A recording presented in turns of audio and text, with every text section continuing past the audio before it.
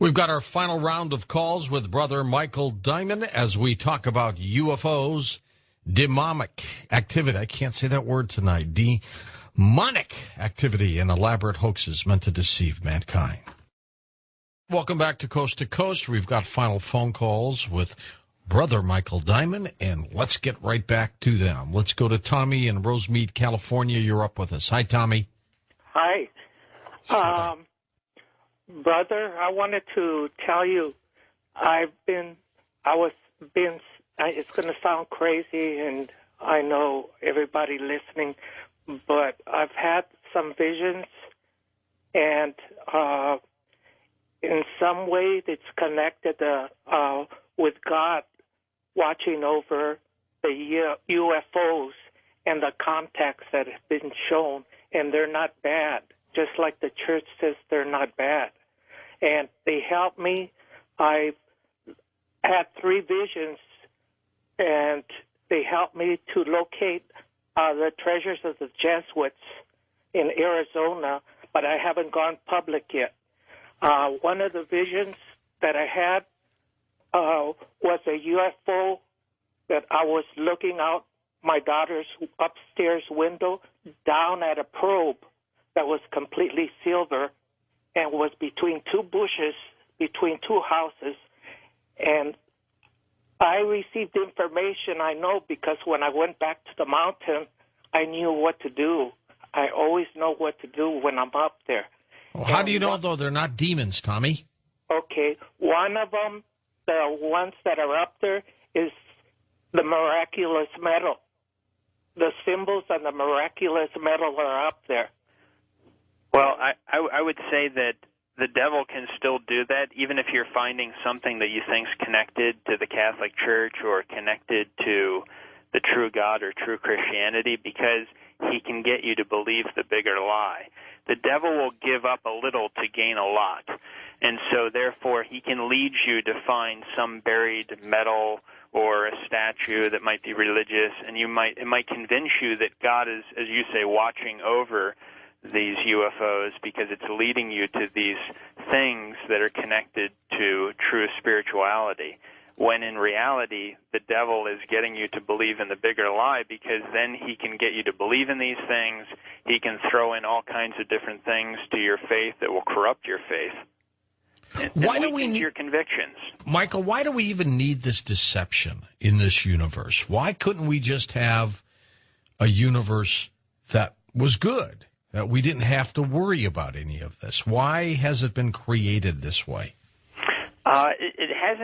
It wasn't originally created this way, but by the fall, Adam's sin, mankind therefore received, the fall, and therefore we all are born into original sin, with original sin, and therefore we are creatures that need to receive certain things, namely baptism, to get into a state of grace.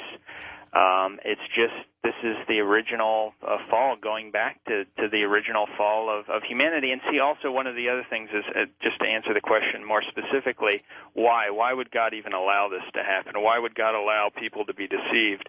Because he wants to test people, just like he tested the angels.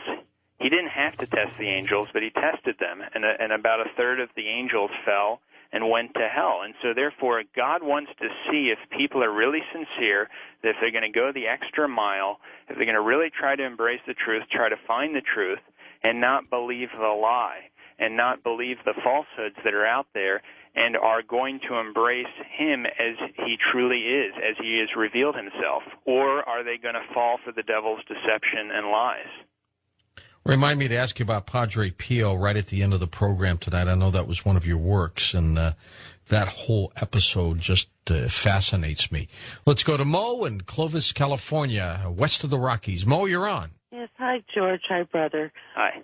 My basic question is your thesis about the UFOs being signs and wonders, are you suggesting that this is the predominant way or the only way that Satan and his demons, both of which I believe in, are working in these end times, and at the apostasy of Christianity. Well, I would say... go ahead. It's just that you seem to concentrate so much on that, and I just think there are so many other...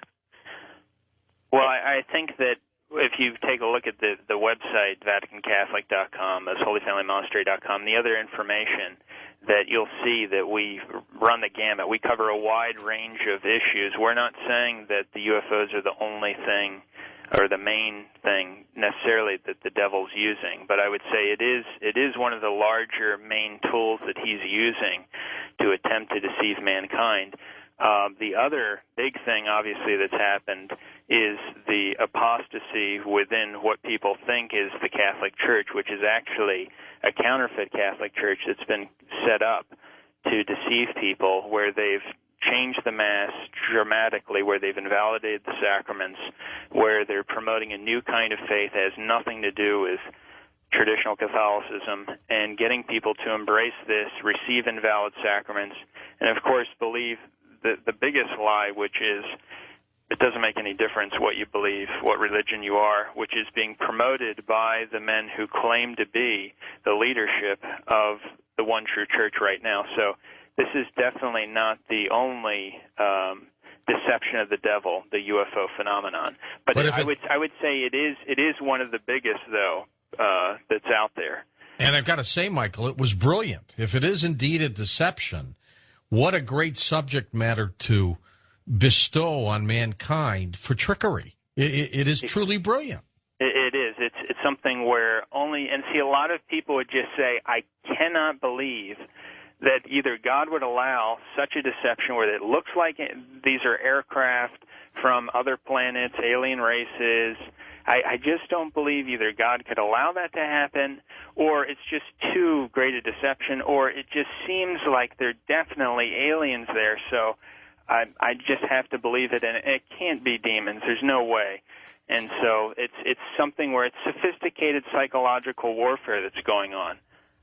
Okay, let's go to Asheville, North Carolina. Adele, your turn. Hi, yes, my name is Adele. I wonder about the implants people are having put behind their ears where they're actually extracting metal that they can't identify in this physical realm here from this planet, and how is that to be explained as just a spiritual thing? Well, again, the angelic beings have the ability to inflict damage upon human beings, as seen throughout the Bible. There are many examples of that, and the devil can do certain things. And again, it's certainly within the realm of possibility, I believe, where he could do that to certain people who are possessed. And I mentioned earlier some of my own experiences that just the devil attacking, where he can make contact. I can assure you of that. Trust me. You know, the old Flip Wilson line, the devil made me do it. Maybe it wasn't that all far-fetched, Michael. Well, that's true. It's something where if a person allows him, if you allow yourself to be given over to the devil, then the devil can get in there. The devil, to a point, can control you. He can't violate your free will, but he can influence people. And the more and more a person gives himself over to the devil, then he becomes, more in control of that person, where he can get them to carry out acts. He's going to obviously encourage people to commit suicide. He's going to encourage people to commit, sins and kill people and other things. I mean, there are many interesting stories that obviously I've seen myself, where people have told me over the phone, for example, that they've tried to pray and that they couldn't open their mouth, or they tried to look at a holy picture and their head would turn in the opposite direction. And I would ask the person, are you living in a state of mortal sin? And they would say, yes, fornicating or whatever. And I would say, well, you've actually received a great blessing, because God's allowing you to know that you're, possessed, and you need to start, praying the rosary each day sincerely. You need to go to confession. You need to confess this, and you need to change your life.